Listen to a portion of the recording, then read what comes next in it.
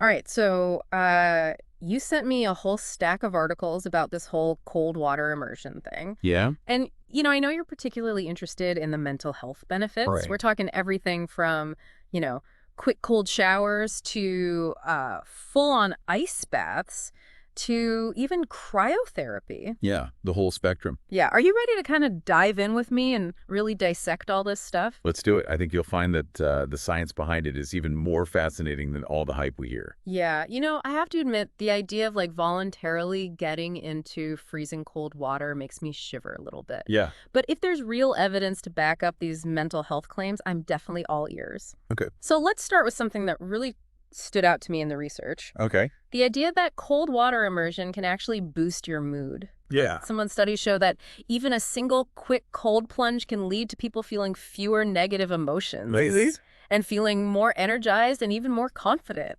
It's really interesting. How does something that sounds so unpleasant make you feel good? It does seem counterintuitive, right? Yeah. But the thing is that intense cold triggers your body to release a flood of endorphins. Okay. And endorphins, of course, are those natural mood elevators we often associate with like a runner's high. Right. Like your body's own reward system. Exactly. It's like your body saying, hey, you did something hard.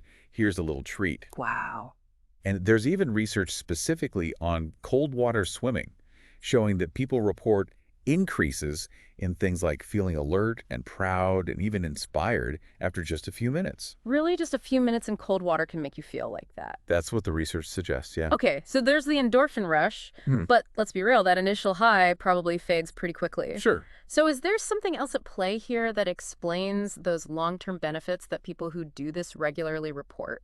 I think that's where noradrenaline comes in. Okay. So cold water immersion consistently causes this surge in noradrenaline, which is another neurotransmitter, Yeah. and it plays a key role in boosting energy and focus. Uh-huh. So while the research on the long-term effects of endorphins is kind of mixed, the noradrenaline increase seems to be much more consistent, and that's really promising for those seeking sustained benefits for their mental health. See, that's what I was wondering. It's Yeah. like, if it's just a fleeting endorphin rush, why are people getting so hooked on these cold plunges? Right. The noradrenaline angle makes a lot more sense. I think so too, and it connects really well to the potential stress-reducing benefits, which is another area I know you were curious about. That's right. And that was a recurring theme throughout all his articles you sent me. Yeah. And what surprised me was that your cortisol levels, Mm. the stress hormone, Right. they don't actually spike during the cold plunge. They actually Mhm. decrease afterwards. Isn't that fascinating? Yeah. How does that work? Yeah. Shouldn't that initial shock send those levels soaring? It really is remarkable. It's like your body is learning to adapt to stress in a whole new way. Oh. And so that initial shock doesn't cause this huge cortisol release you might expect. Mm. But what's even more interesting is that repeated exposure to cold water can actually train your body to have a lower cortisol response to other stressors in your life too. So you're essentially conditioning your body to be less reactive to stress, even outside of those icy plunges. Exactly. And think about the long-term implications of that. Yeah. Studies have shown that people who regularly engage in things like cold water swimming or cryotherapy have significantly lower cortisol levels after just a few weeks of practice. Wow. And we know that chronically high cortisol contributes to so many issues: anxiety, mood swings, difficulty concentrating. Yeah, for sure. And so lowering those baseline levels through something like cold exposure could be a total game changer for mental well-being. That's huge.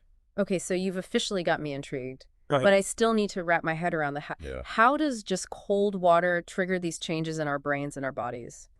Well, think about it this way. That sudden change in temperature sends a whole cascade of signals from your skin to your brain. Okay. And it's like an intense neural workout, activating all these different pathways and causing the release of those mood-boosting neurotransmitters we were just talking about. I see. And it's not just about those immediate neurochemical shifts either. There's this whole other layer we need to talk about, and it has to do with cold shock proteins. Whole chalk proteins. Yeah, so these are molecules that your body produces in response to cold temperatures. Okay, so break that down for me. Well, you can think of them like little repair crews for your brain. Okay.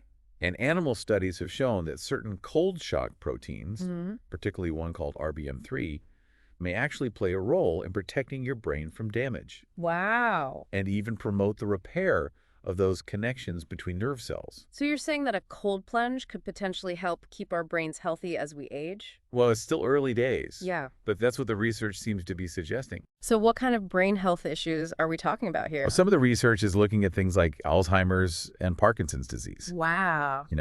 Imagine a future where something as simple as cold therapy could actually help protect against cognitive decline. That would be amazing. Yeah, it's a really fascinating area for future research. Absolutely. Something else that really stood out to me in the research was this idea that even just splashing cold water on your face can have calming effects. Mm-hmm. I even read a quote from a Stanford psychiatrist who recommends it to her patients. Interesting. So what's the difference between that and full body immersion? Are the benefits comparable? That's a great question, and it really highlights the different ways that cold water can affect our nervous system. Okay. So full body immersion kind of throws your body into that fight or flight mode. Okay. It activates your sympathetic nervous system. Yeah. It increases your heart rate, and it really heightens your alertness. Makes sense. It's like your body thinks it's facing a threat and it's got to kick into survival gear. Yeah. Exactly. But facial immersion, it's a different story. Okay. That seems to activate the parasympathetic nervous system, Mm-hmm.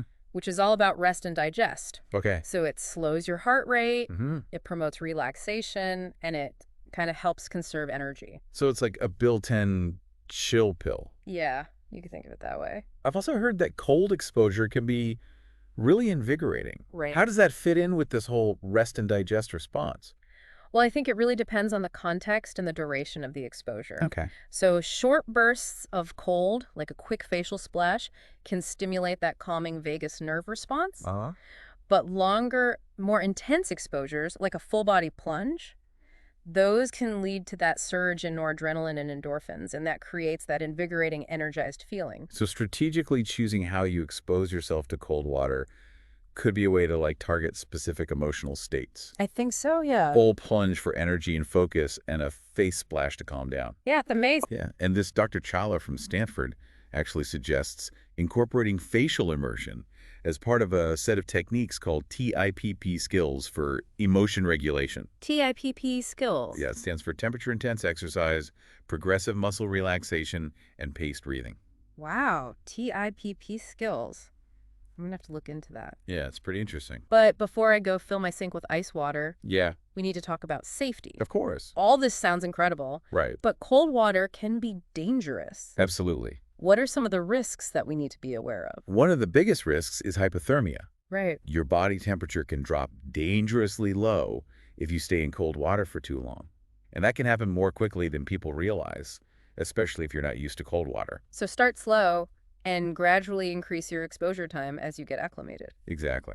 It's all about listening to your body and not pushing yourself too far too fast. What else should people keep in mind? Another big one is the cold shock response. Oh, yeah, I read about that. That initial plunge can cause you to gasp reflexively and breathe really rapidly, Yeah. which can be super dangerous if you're in open water. Right. You could accidentally inhale water. Exactly. Yeah. And that could lead to drowning. So it's crucial to have a buddy with you when you're doing any kind of cold water immersion, especially in open water. Always good to have someone looking out for you. Absolutely. Never go it alone. Mm-hmm. It's just not worth the risk. It sounds like there are also certain people who should probably avoid cold water immersion altogether. That's right. It's not for everyone. Like people with certain health conditions. Right. People with heart problems or Raynaud syndrome, for example, they should definitely talk to their doctor before trying any kind of cold water immersion. Makes sense. And even if you're generally healthy, it's so important to pay attention to your body's signals. Mm-hmm. If you start to feel any discomfort or pain, you need to stop right away. That's a good point. It's so easy to get caught up in the excitement of a new wellness trend. Right. But we always have to prioritize safety. Absolutely.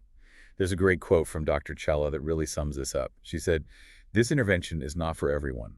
It's important for people to consider what works best for their individual needs and be mindful of how it impacts their mind and body." I love that.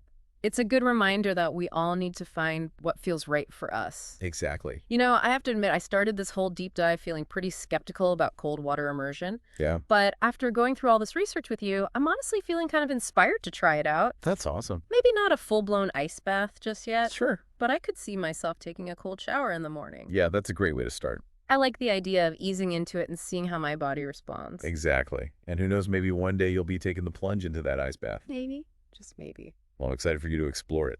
This whole idea that we can potentially use cold water immersion to manage our emotional states throughout the day is just mind-blowing. It's pretty amazing, isn't it? Yeah. Like, imagine being able to use it to feel more energized and focused in the morning, Hmm.